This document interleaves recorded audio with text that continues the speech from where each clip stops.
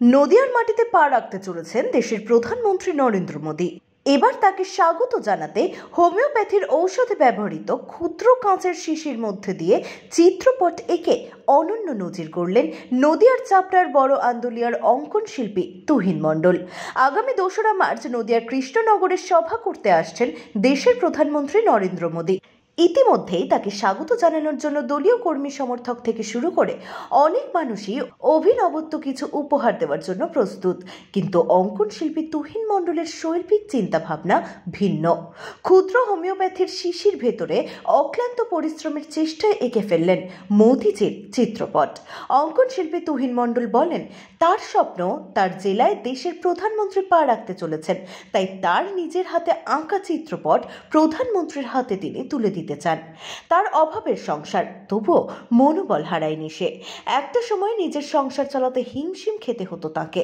এখন অঙ্কন শিল্পী হিসাবে পরিচিত গোটা নদিয়া জেলায়। দূর দূরান্ত থেকে খুদে পড়ুয়া থেকে শুরু করে যুবক যুবতীরাও তার কাছে অঙ্কন শেখে, আর তাতেই এখন স্বাবলম্বী তুহিন মণ্ডল। তবে এই তুহিন মণ্ডল একাধিকবার চিত্রপট এঁকে রাজ্যের মধ্যে অন্যতম প্রতিষ্ঠান তৈরি করেছিলেন। আবারও এক অনন্য নজির গড়লেন তুহিন। আমার নাম মৌমিতা ঘোষ। আমি তুহিন স্যারের কাছে ছবি আঁকা শিখি।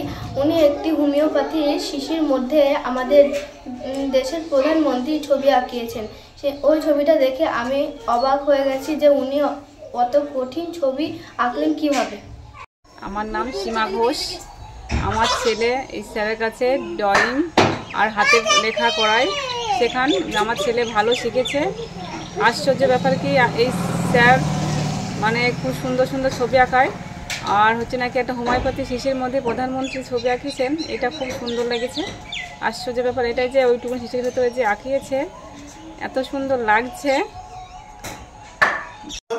গ্রামের নাম বড়ামবেলা, থানা চাপড়া, জেলা নদিয়া। আগামী পরশুদিন শনিবার আমাদের দেশের প্রধানমন্ত্রী নরেন্দ্র মোদী উনি আসছেন, এবং এটা আমাদের খুব আনন্দের বিষয় যে আমার জেলাতে উনি আসছেন।